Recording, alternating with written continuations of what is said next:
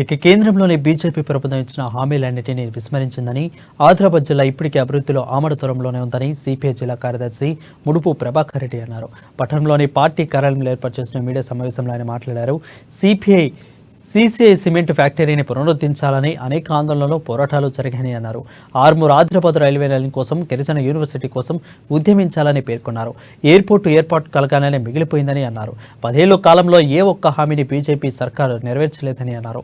బూటకపు మాటలతో ప్రజలను, ఈ ప్రాంత వాసులను మభ్యపెడుతూ వస్తుందని, ఎన్నికల్లో ఓట్లు రాబట్టుకునేందుకు అని దుయ్యబట్టారు. ఈ నెల 4న ప్రధాని నరేంద్ర మోడీ జిల్లా పర్యటన నేపథ్యంలో ఈ హామీలను అమలు పరిచే విధంగా స్పష్టత ఇవ్వాలని అన్నారు. తెల్ల బంగారం పండే ఈ ప్రాంతంలో టెక్స్టైల్స్ పార్కుతో పాటు పారిశ్రామిక కారిడార్ ఏర్పాటు చేయాలని కృషి చేయాలని కోరారు.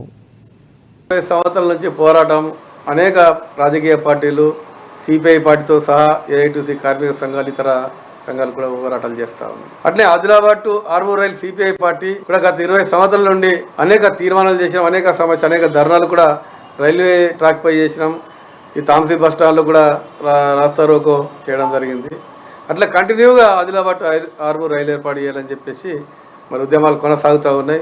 అయితే ఇట్లనే ఆదిలాబాద్లో గిరిజన యూనివర్సిటీ, గిరిజనులు ఎక్కువ ఉన్నారు.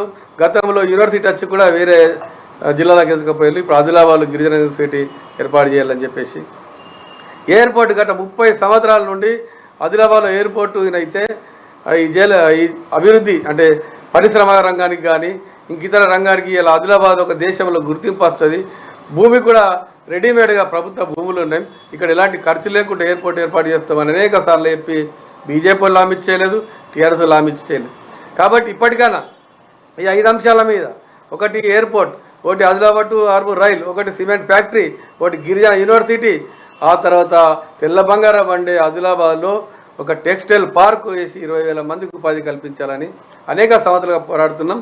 ఇప్పుడు నరేంద్ర మోడీ గారు 4వ తారీఖు నాడు వస్తున్నాడు కాబట్టి వచ్చిన సందర్భంలో ఇవన్నిటికి శంకుస్థాపన చేసి డబ్బులు విడుదల చేసి తప్ప మరి బీజేపీకి పుట్టగతులు ఉన్నాయి.